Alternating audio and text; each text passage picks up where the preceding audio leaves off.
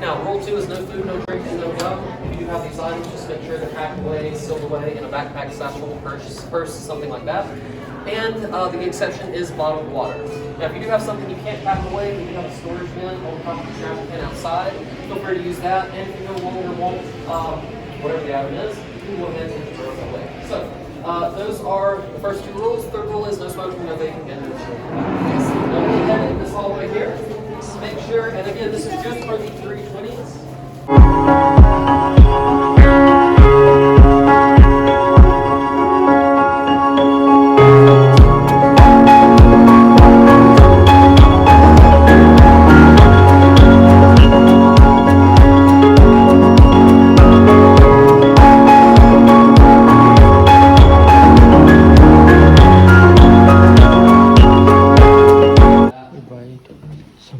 This is reception hall, and on the original tours,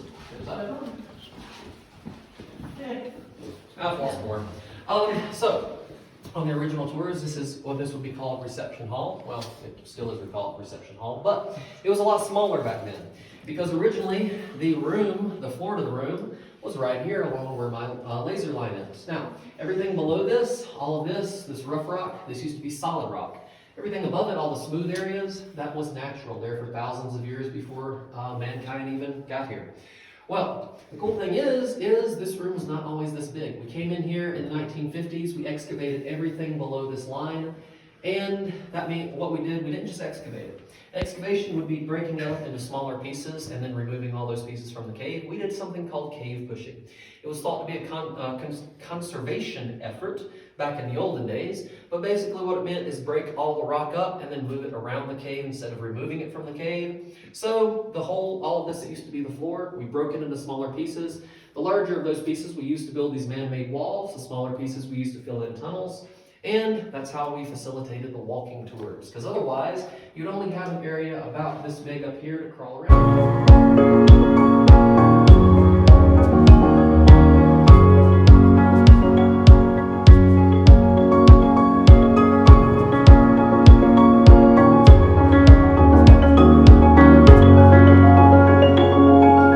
Head/neck/shoulder level. And what I want everyone to do as you pass Bruiser is to point up towards him and yell out Bruiser so that everyone behind you knows to avoid him. Bruiser.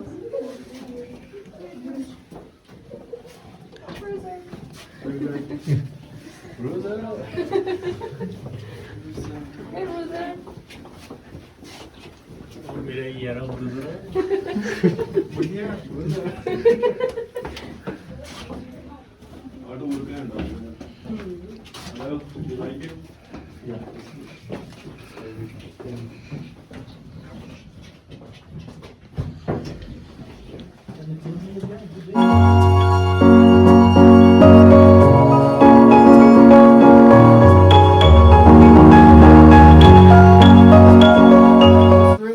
The Temple of Silence, and that's because by the time most people get up here, they are out of breath and silent. Now, this room was discovered in 1929, and the reason that most people are out of breath by the time they reach this room is because of the elevation, 7,133 feet above sea level. Now, not only is this the highest room in our cave system, this is also the second highest room in any cave system in our entire state. There's only one room in any cave system that is higher than ours, and it's also in Colorado. It is in Glenwood Caverns in Glenwood Springs, Colorado, and they beat us by 7 feet. So, kind of upset about that one. But this is also the shallowest room in the cave, 20 to 30 feet above our heads is the nice bright shining sun. We know that because when maintenance staff go all the way up here to change these light bulbs, why do I always say that? I'm part of the maintenance staff. Whenever I get to go all the way up here to change those light bulbs, I can actually see tree roots growing down into the room. But before me, a lot of maintenance workers could as well, and that told the professionals here that we're only 20 to 30 feet below the surface of the earth because that's as deep as those specific tree roots will go. Well, you also might notice this room smells a little different, kind of like a dank, musty old basement. That's because of those tree roots and the organic decay. So that's why it smells less like cave and more like basement in here. So I'm going to turn on the lights and we're going to see some more formations. First off, this one right here. That is called a ribbon stalactite, formed when water runs down the ceiling at an angle. And it leaves a trail of minerals. Over time, that trail of minerals turns into a ribbon shape. And we also have a special nickname for it called Colorado Cave Bacon. Right below that, we have the Leaning Tower of Pisa. We have E.T. phoning home. And then right here, we have our geologist lucky number 7. So that's this thing right here, circling it now, highlighting it now. And that is called a stalactite because we're not sure how it defied gravity to make that formation. And then lastly, over here, we have the broken column, broken about 150 years ago when a mudslide came through the cave. And it broke this column into 2.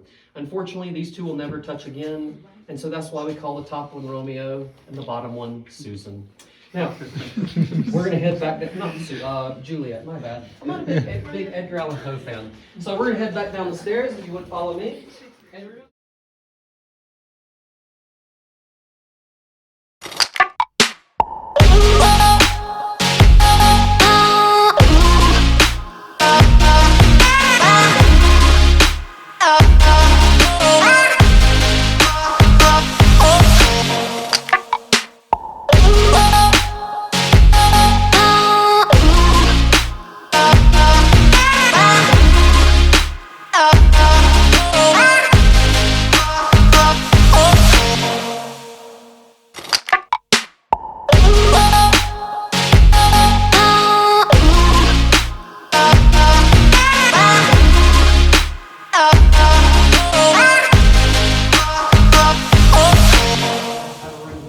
Start lining up against the handrails.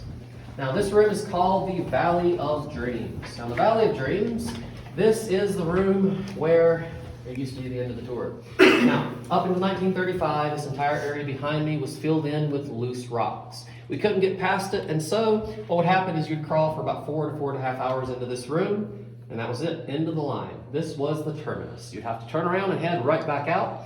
Well, for good luck, what people would do is rub Pickett's lucky column. Now, unfortunately, Pickett's lucky column is a dead column. Now, that's because 50 years of people rubbing it with their hands, the oils from their hands soaked into the column.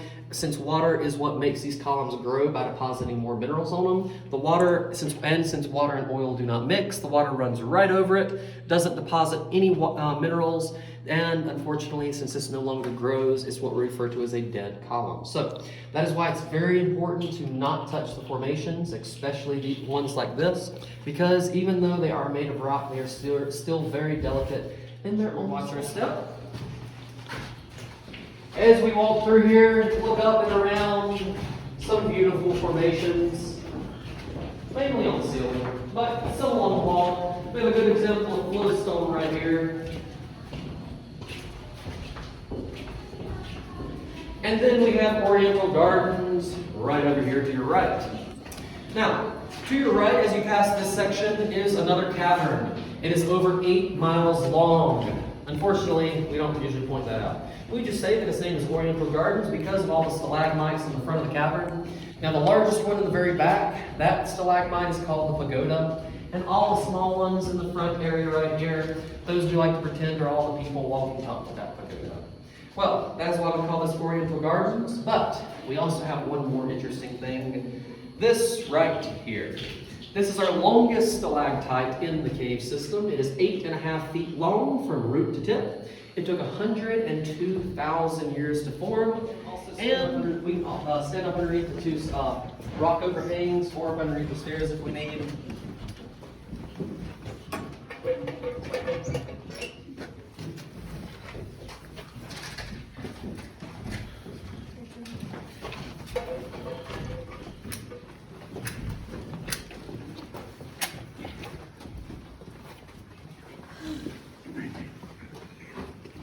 Smell of sulfur underground.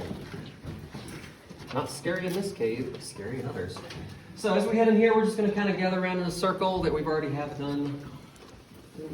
Last person, right? Yeah. Okay, fantastic. So we're about to be doing cave darkness. But first, this room. Now, this room was partially excavated by Mr. Jeffries in 35, but in 87 and 88, we completed excavation. When we did in 87, we had a small delay because we discovered another cavern system up there. And in that cavern system, we did not develop it or renovate it. And that means there's no built-in lighting, there's no pavement, there's no stairs, no handrails. It is just a regular cave system. And in that regular cave system, we have the haunted lantern tours.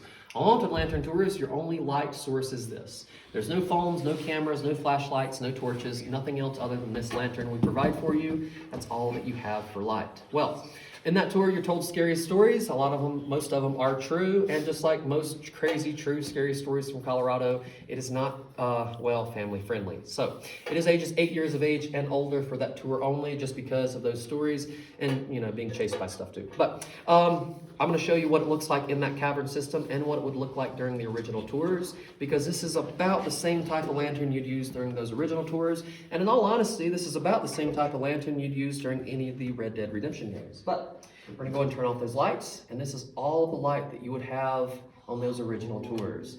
Now we got to make sure to turn off all of our sources of light, because once I turn this off, it's going to be kind of bright. So sometimes groups would be down here and a gust of wind would come through and blow that light out. Now, if you wave your hand in front of your face, then you can't see anything. Oh, no, you're right. Now, what I want you to do is look up towards the ceiling and try to find that 4.5 to 5 foot stalactite. There's a few of them in here. I want you to find that, point to it, and we're going to see what you're pointing at. I'm going to turn the lights back on in 3, 2.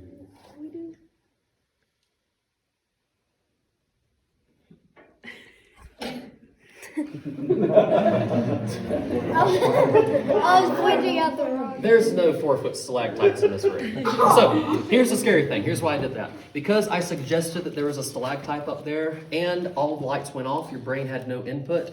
Well, it's perfectly reasonable. One, I hope you trust me. I am taking you on a tour underground. I told you that there's a stalactite up there. You know you're in a cave. Stalactites are part of a cave system. So your brain, for some people, might have actually put a hallucination of one up there.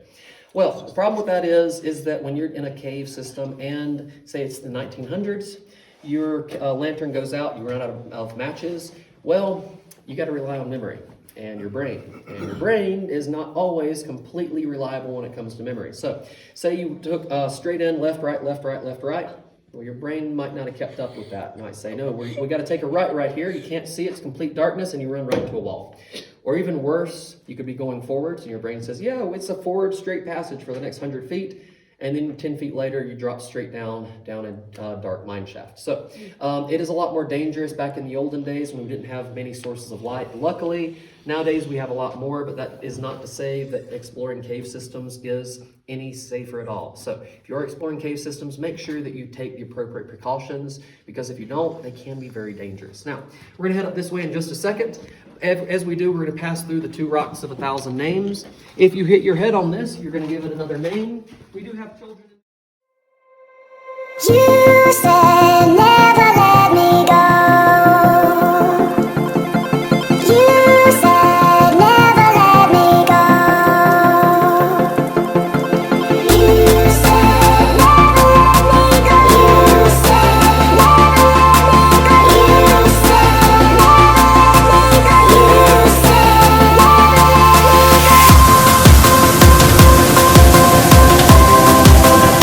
You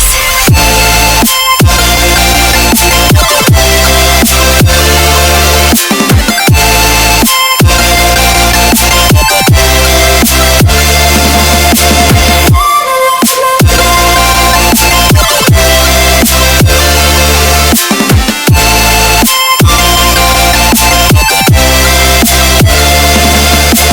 Does anybody know what an old maid used to be circa 1910? Wasn't a card game.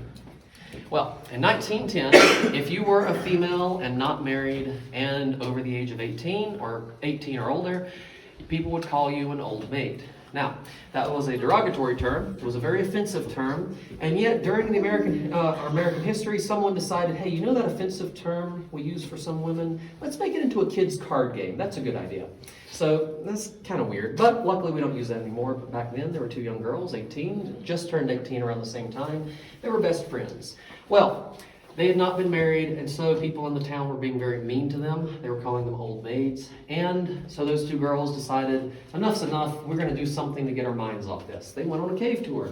They came 2.5 hours through this tunnel right here on a guided tour into this room. Once they reached this room, well, this was the end of the tour and it's kind of boring.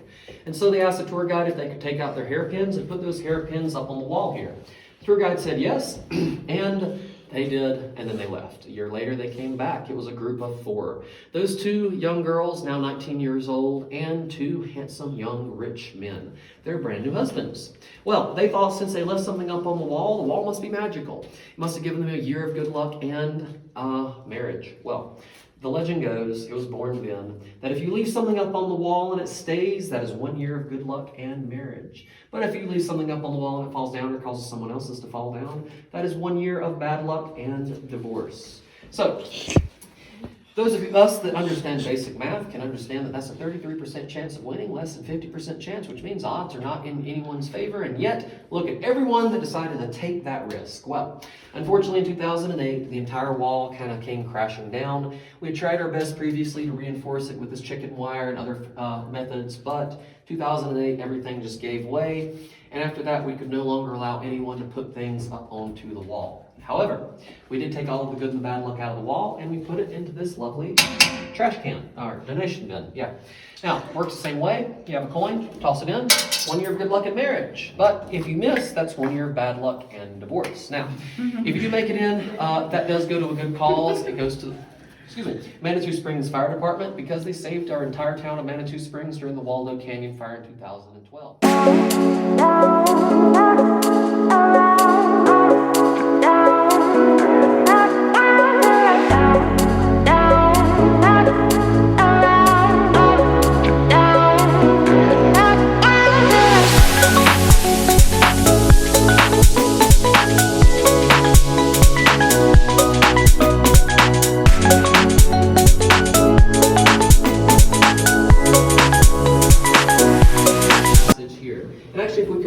Back to the back of the line on the right hand side, just so we can kind of keep going around like a giant conveyor belt. And once we're all finished, we're going to be in the exact same spot, theoretically. But in the 1960s, we created this cavern right here. It is man-made, it is not man-high, so please be careful. Now, if we all got to see this room, oh, that was quick. Okay, quicker than most groups. So, unfortunately, I got to try to show you those photos again. So,